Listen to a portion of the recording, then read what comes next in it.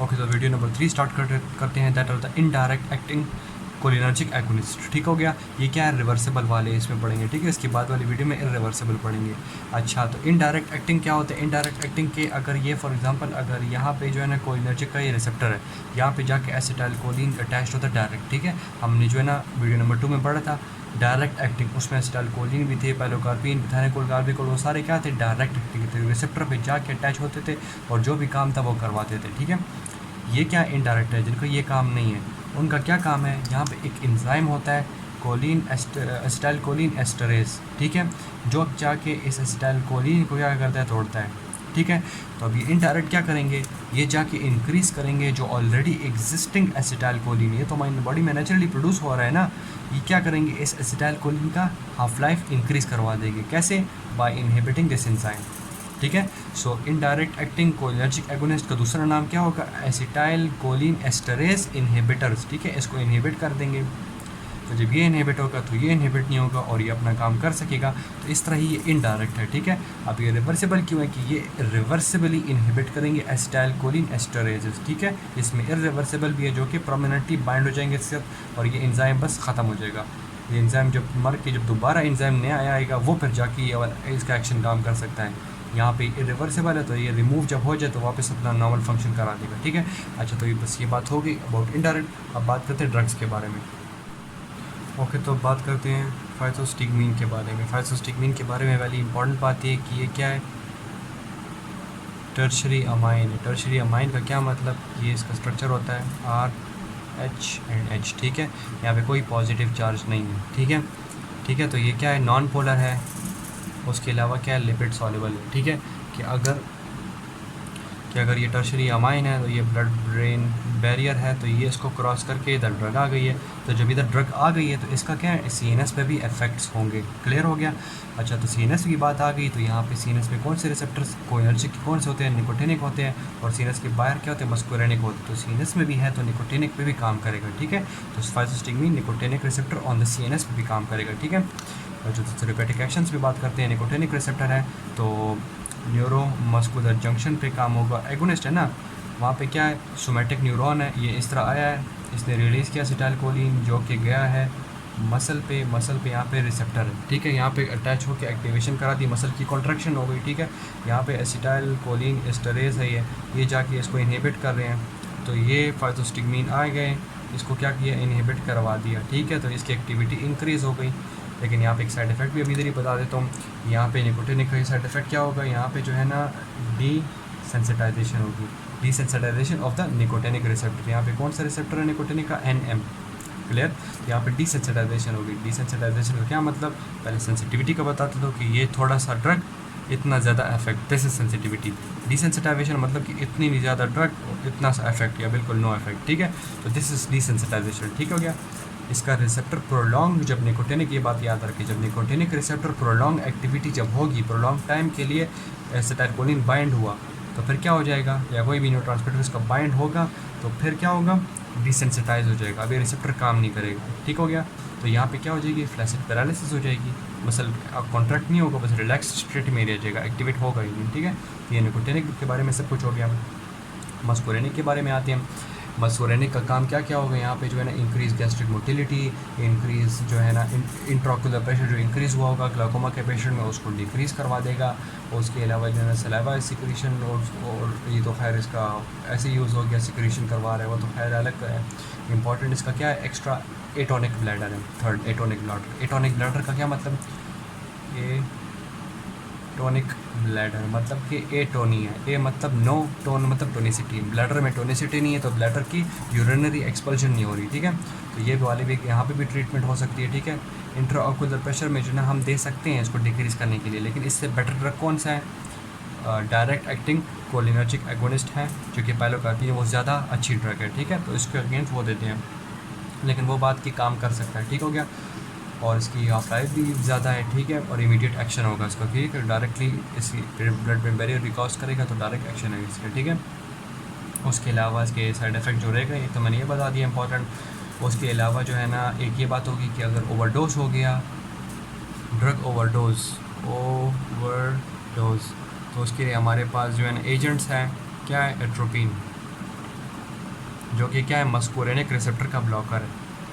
Atropine आया, muscarinic receptor को block कर दिया, तो ओवरडोज को प्रिवेंट करने के लिए हमारे पास एट्रोपिन है, ठीक है। दूसरी बात कि CNS इसने क्रॉस किया है, तो CNS के साइड इफ़ेक्ट्स भी होंगे। यहाँ पे क्या आ सकते हैं, बंदे को कन्वर्जन हो सकते हैं, ठीक है। ये तो इसके साइड इफ़ेक्ट हो गए, क्लियर हो गया। तो बस यहाँ पे इसको ख़त्म कर लेते हैं, यहाँ पे ये बातें याद करें, ठीक है, टर्शियरी अमाइन वाली।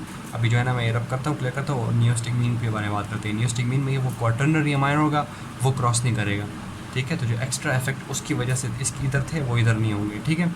मैं इनकी रिलेशन बताता हूँ फिर। ओके, तो अब नियोस्टिग्मीन मैंने कहा था कि क्या है, क्वाटर्नरी अमाइन है, ठीक है। क्वाटर्नरी अमाइन आ गया, मतलब कि NRH उसके अलावा एक और H पॉजिटिव, ठीक है। RNH3 होते हैं पॉजिटिव चार्ज आ गया, तो ये क्या हो गया, पोलर हो गया। पोलर है तो वाटर सॉलेबल भी है, तो ये क्या करेगा, ब्लड ब्रेन बैरियर को क्रॉस नहीं कर सकता, ठीक है। समझ आ गई, क्रॉस नहीं कर सकता, तो इसके फंक्शन किधर होंगे, इसके सिर्फ जो है ना पेरिफेरल बॉडी में होंगे, ठीक है। CNS इफ़ेक्ट्स नहीं होंगे, तो नो साइड इफ़ेक्ट्स, वो कन्वर्जन जो हो रहे थे ना साइड इफ़ेक्ट, वो ऑफ CNS वो नहीं होंगे, ठीक हो गया। अच्छा, तो क्वाटर्नरी अमाइन है, इधर जा नहीं सक रहा, तो देखें ये टर्शरी अमाइन था, तो इधर क्या इसका क्या था, CNS में भी काम था और न्यूरोमस्कुलर जंक्शन में भी काम था, और उसके बाद भी और चीज़ों पे काम था, ठीक है। तो ये क्या है, ये जो है ना नियोस्टिग्मीन है। नियोस्टिग्मीन CNS वाले इफेक्ट्स नहीं कर सकता, तो उसके अलावा जो और है, मतलब न्यूरोमस्कुलर जंक्शन में जो है ना इसका फंक्शन ज़्यादा होगा, ठीक है, मसल में, ठीक है। वहाँ पे NM रिसेप्टर है, सही है। तो NN जो है, NN या NG वो जो है ना CNS में है, वो फंक्शन इधर नहीं होंगे, NM का होंगे, ठीक है, जो कि सोमेटिक न्यूरॉन जाके उधर जो कि मसल में, ठीक है। अच्छा, तो इम्पॉर्टेंट यहाँ पे बात क्या है, एक तो पहले ये कि इसकी मॉडरेट एक्शन है, ठीक है। इसका तो है ना बहुत इमीडिएट था, और इसकी हाफ लाइफ भी क्या थी, इसकी 2 to 4 थी, मैंने बताना शायद भूल गया। नियोस्टिग्मीन की क्या है, यहाँ पे जो है ना हाफ लाइफ इसकी कम है, और इसका ऑनसेट ऑफ एक्शन भी इतना मॉडरेट है, मतलब इतना फास्ट नहीं है, और इसका ज़्यादा फंक्शन किधर है, NMJ पे है, न्यूरोमस्कुलर जंक्शन पे। इसके कंपैरिजन में ये ज़्यादा इधर काम करेगा, ठीक है, क्योंकि इसका ऑब्वियसली CNS में जा रहा है, तो सारा CNS में जाके इफेक्ट करेगा, ठीक है। इसका हाफ लाइफ जो है ना 30 मिनट्स to 2 आवर्स तक काम करेगा, ठीक है। अच्छा, इसका जो है ना इंपॉर्टेंट बात इसकी क्या है, माइस्थीना ग्रेविस के लिए, ठीक है। इन पेशेंट्स में हम देंगे, ये क्या है, ऑटो इम्यून डिसऑर्डर होता है, जिसमें इनके पास क्या होता है, ये मसल, ये मतलब फॉर एग्जाम्पल माइस्थीना ग्रेविस का पेशेंट है, ठीक है, इसके ये मसल भी है, ठीक है, मसल का सेल है, उसमें क्या है, ये एसिटाइलकोलिन का रिसेप्टर है। ऑटो इम्यून एंटीबॉडीज़ आ गए, उसने इसको मार दिया, ठीक है, निकोटिनिक रिसेप्टर को ख़त्म कर दिया, समझ आ गई। तो इनकी बॉडी में निकोटिनिक रिसेप्टर क्या है, बहुत कम है, ठीक है, सॉरी, हाँ, निकोटिनिक NM रिसेप्टर है जो एसिटाइलकोलिन जाकर अटैच होगा, ये क्या है, रिसेप्टर क्या है, बहुत कम तादाद में, ठीक है। तो जितने हैं उसमें अब क्या करेंगे, हम एक्टिविटी इंक्रीज़ करवा देंगे। अगर 4 रिसेप्टर है तो 4 रिसेप्टर भी अपना बहुत मैक्सिमम काम करेंगे, सही हो गया। तो यहाँ पे क्या होगा, हम जिस तरह नियोस्टिग्मीन दे देंगे, वो जितने रिसेप्टर होंगे सब में इंक्रीज एक्टिविटी ऑफ वर्क हो जाएगा, समझ आ गई। पहले देखें मैंने उसमें फेज़ोस्टिग्मीन में कहा था कि पहले एक्टिविटी करेगा, प्रोलॉन्ग एक्टिविटी एक्शन के बाद उसके साइड इफ़ेक्ट में कहा था कि पैरालिसिस करवाएगा। यहाँ पे भी पैरालिसिस होगी, लेकिन कुछ देर के लिए काम तो होगा ना, क्लियर। और ये क्या है, रिवर्सिबल भी है, ठीक है। तो ये थोड़ी देर के लिए काम कर रहे हैं, ठीक है। यहाँ पे भी बाद में पैरालिसिस होगी, ठीक है, लेकिन इस तरह नहीं होगी जिस तरह यहाँ पे देख 4 आवर्स के लिए काम कर रही थी, 2 आवर्स के लिए काम कर रही थी, ठीक है। तो इस तरह ड्यूरेशन पे डिपेंड करता है, लेकिन यहाँ पे भी पैरालिसिस होगी, सही। तो ये क्या है, ट्रीटमेंट इसकी क्या है, थेरेपेटिक इफेक्ट इसका मेन क्या है, बस ये माइस्थीना ग्रेविस याद कर लिए। नियोस्टिग्मीन का मेन एक्शन माइस्थीना ग्रेविस पे है, NMJ पे इसका ज़्यादा काम है, जो कि इधर ही होता है, ठीक है, NMJ मसल पे होता है। यही सारी बातें की हैं हमने, ठीक है। अच्छा, तो फिर इसका साइड इफ़ेक्ट क्या होंगे, एक तो उसकी पैरालिसिस वाली बात होगी कि इधर हो गया तो पैरालिसिस, ठीक है। CNS effects, no CNS effects, ठीक है, बच गया इससे। उसके अलावा जो है ना इसका जो है ना इन डिक्रीज ब्लड प्रेशर होगा, क्योंकि ये नेगेटिव आइनोट्रोपिक ड्रग्स हैं।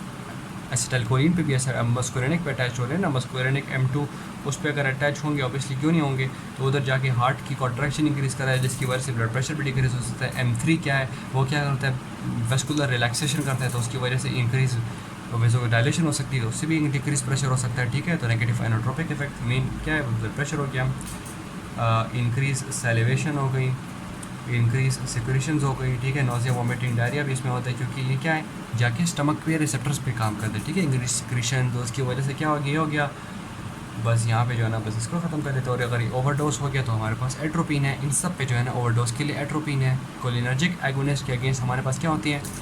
एट्रोपिन, बस याद कर लें, एट्रोपिन, ठीक है। अच्छा, तो अब यहाँ पे जो है ना ये और ड्रग्स भी इसके साथ ही इधर ही कर लेता हूँ, क्योंकि जो जो इसी टॉपिक के रिलेटेड है। फैजोस्टिगमीन तो हो गई, नियोस्टिगमीन भी हो गया, ठीक है। अब जो ड्रग्स रहती है वो करते हैं। अब पेरिडोस्टिगमीन और एम्बिनोबियम, ये दोनों जो है ना सेम काम करेंगे, ठीक है। लेकिन इससे पहले मैं एड्रोफोनियम बता देता हूँ, ठीक है। इनका फंक्शन अलग है और उनका, ठीक है। अच्छा, एड्रोफोनियम क्या है? इसका हाफ लाइफ से इसका सारा काम समझ आ जाता है। इसकी हाफ लाइफ क्या है? 10 to 20 मिनट्स हैं, ठीक है। तो ये फंक्शन कर रहे हैं और 10 to 20 मिनट्स है, तो आप क्या दिमाग में आएगा? यही आएगा ना कि माइसीना ग्रेविस का पेशेंट है, इसकी क्या डायग्नोसिस के लिए हम यूज़ करेंगे। ये जाएगा 20 मिनट्स के लिए काम करेगा, तो पैरालिसिस भी नहीं करेगा, और अब पेशेंट डायग्नोस हो जाएगा कि अगर माइसीना ग्रेविस का पेशेंट है, और वो क्या हो गया? क्योर हो गया। क्योर कैसे हुआ? इसने क्या, कोलिनेस्टरेज इनहिबिटर्स है ना, तो एसिटाइलकोलिन का वर्क क्या हो जाएगा? इंक्रीज़ हो गया ना, वर्क उसका इंक्रीज़ हो गया। तो वर्क इंक्रीज़ हो गया, माइसीना ग्रेविस के जो सिम्टम्स थे वो क्या हो जाएंगे? ख़त्म होने शुरू हो जाएंगे। ख़त्म होने शुरू हो जाएंगे तो डायग्नोस हो जाएगा कि हमारे पास माइसीना ग्रेविस है पेशेंट को। तो अब क्या करेंगे? हम स्ट्रॉन्गर एक्टिंग ड्रग देंगे, मतलब जो long acting drug, stronger acting तो नहीं हुए, लॉन्ग एक्टिंग, ठीक है। एक्शन सबका सेम है, सिर्फ ड्यूरेशन ऑफ एक्शन सबके डिफरेंट है। तो मैंने अब ये बात हो गई, इसके भी साइड इफ़ेक्ट्स सारे वही, सारे सेम, सब कुछ सेम है, सिर्फ क्या ड्यूरेशन ऑफ एक्शन पे डिफरेंट है। ये भी क्वाटरनरी अमाइन है, इधर काम करेगा, लेकिन सिर्फ मेन बात इसमें क्या है? डायग्नोसिस। यहाँ पे पेरिडोस्टिगमीन और एम्बिनोबियम, इसका सिर्फ हाफ लाइफ की वजह से बस डिफरेंट है। इसकी क्या है?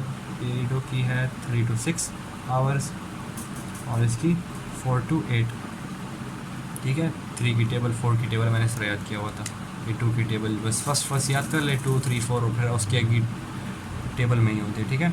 अच्छा, तो इसका भी सेम इफेक्ट्स, सेम फंक्शन, सब कुछ सेम। क्वाटरनरी अमाइन भी है, एट्रोपिन इसका एंटीडोट है, इंक्रीज एसिटाइलकोलिन का वर्क, माइसीना ग्रेविस के पेशेंट, साइड इफेक्ट्स वही, डिक्रीज बीपी, सेलेरेशन, सिक्रीशन इंक्रीज है, वही सब कुछ काम, ठीक है। तो सेम ये सारे ड्रग्स हो गए।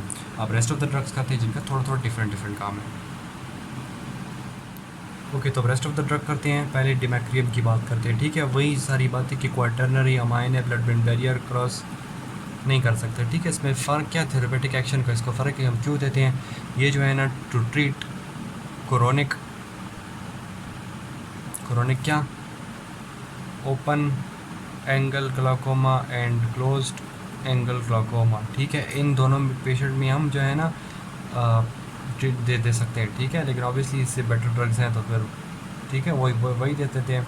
उसके अलावा क्रोनिक तो नहीं, उसके अलावा जो इसका थेरेपेटिक एक्शन है जो है ना, एक डिजीज़ है एकोमोडेटिव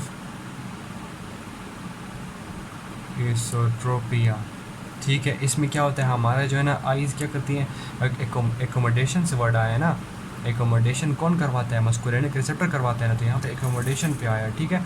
इसमें क्या होती है, हमारी आई जो है ना नॉर्मली से ज़्यादा फोकस करने में ज़्यादा ज़ोर लेती है, तो ये इसके लिए भी क्योर है, ठीक है। और इसके अलावा इन पेशेंट्स को भी दे सकते हैं, ठीक है। और इसका साइड इफ़ेक्ट्स सब कुछ वही पुराने ही हैं, ठीक है।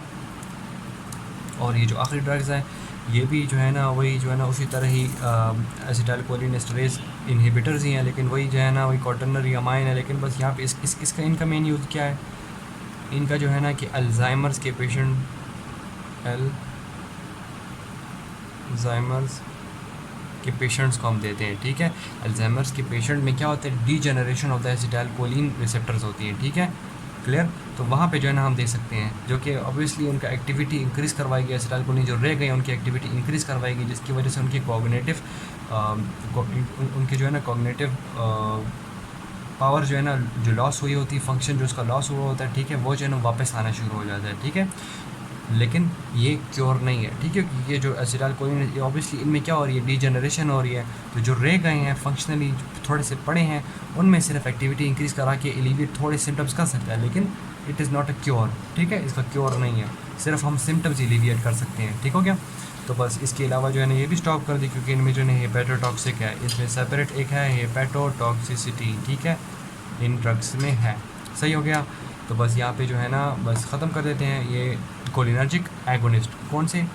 Indirect acting reversible. अब बात करेंगे इसके बाद इनडायरेक्ट एक्टिंग इरिवर्सिबल, जो कि कोलिन एस्टरेज पे जो बाइंड कर देती हैं लेकिन उससे हटती नहीं है। ठीक है, मैं सब कुछ करता हूँ, ठीक है, उसके बारे में अब नेक्स्ट वीडियो में।